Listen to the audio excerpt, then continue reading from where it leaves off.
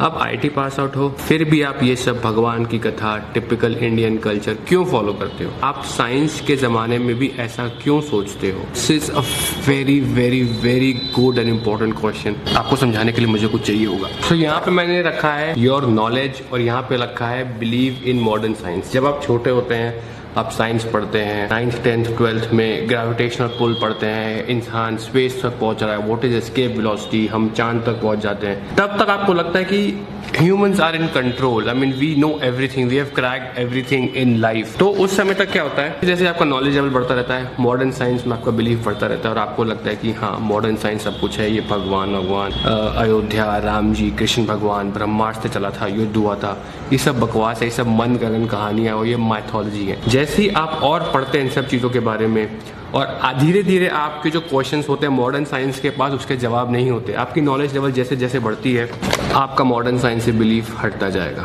So this is your knowledge level. So probably over here you are somewhere 20 years and over here you are somewhere 60 years. You will start not believing in modern science. This is my graph. Do you agree with it? मुझे तो लगता है actually में modern science ने ना hardly 1% of what the truth is find out किया अब तक। जो मॉडर्न मेडिकल साइंस थी उससे हजारों साल पहले हिंदुस्तान में सर्जरी होती थी, ब्रेन सर्जरी होती थी। जो हिप्पोक्रेटिस है मॉडर्न साइंस के पितामह, उससे कई सालों पहले तक हमारे देश में ऐसी किताबें थी जो संस्कृत में थी। वेदास बोलते हैं, वेदास एक ह्यूमैनिटी को गिफ्ट थे। जैसे हर चीज की एक ऑपरेटिंग प्रोसीजर होता है, तो Vedas were operating procedure about life, about humans, how we should conduct our life on this planet. और उसमें बहुत सारी साइंस है। जो न्यूक्लियर बॉम्ब जिन्होंने इन्वेंट किया था, ऐसा बोलते हैं कि गीता में बहुत सारी साइंटिफिक चीजें छुपी हुई हैं। गीता में एटम्स और प्रोटॉन्स के बारे में दिया हुआ है, गीता में ब्रह्मास्त्र के बारे में बहुत सारी जानकारियां दी हुई हैं। एटॉमिक बॉम्ब का इन्वेंशन किया था, वो गीता पढ़ते थे। और ऐसा बहुत सारा मैंने डेटा पढ़ा है और देखा भी है कि जो बहुत सारे इन्वेंशंस हुए हैं दुनिया में, हिंदुस्तान में इन्वेंशंस पहले हो चुके थे, संस्कृत में उनका उल्लेख भी है, हमारे पुराणों में उनका उल्लेख भी है। तो बहुत सारे लोगों ने उन उल्लेखों से पढ़ पढ़ के ही इन्वेंशंस किए।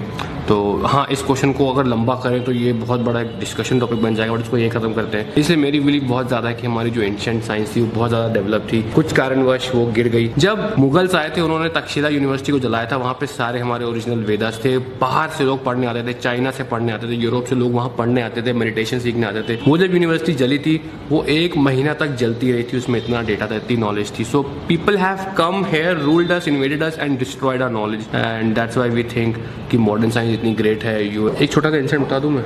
एक अंग्रेज थे, एक किसी राजा ने उनकी नाक काट दी थी युद्ध में। ये अंग्रेजों के टाइम की, तो आई एम नॉट टॉकिंग बहुत पहले, 300-400 साल पहले की बात है। वो नाक छुपा के किसी गांव में जा रहा था, तो गांव में किसी बंदे ने देखा क्या हो गया तुमको, उसकी नाक कटी हुई थी। वो ले गया अपने गाँव के छोटे से जहाँ पे अस्पताल जो बोलते होंगे उसको, और उसकी नाक की प्लास्टिक सर्जरी कर दी। मतलब उस जमाने में हिंदुस्तान में प्लास्टिक सर्जरी थी। जब वो वहाँ पे गया वापस लंदन, तो उसने बताया कि तुम लोग इतना बखान करते हो, वहाँ हिंदुस्तान में ये काम होते हैं। छोटे से गाँव में मेरे को ठीक कर दिया उन्होंने। एक छोटा सा किस्सा मैंने शेयर किया जो मुझे याद था। इतनी साइंस डेवलप थी इंडिया में, और इसलिए बहुत बड़ा टॉपिक है यार। ये बहुत बड़ा टॉपिक है जिसके लिए ना एक्चुअली प्रॉपर, सच में प्रॉपर अलग से वीडियो होनी चाहिए। कि आप वो जंगलों में आदमी रहता है, आदिवासी के पास आप चले जाओ, उससे आप कहो कि यार आदमी तो खुद उड़ भी सकता है, खुद का प्लेन भी है, वो वहां से बाहर भी जा सकता है, अर्थ से भी, अर्थ के बाहर भी कुछ है। तो वो कहेगा पागल हो क्या, ऐसा तो कुछ है ही नहीं। ही डजंट नो, उसका ब्रेन और उसकी knowledge is just limited to that extent. मुझे लगता है हमारे साथ भी यही है कि we are just limited to earth and we are just limited to our modern science.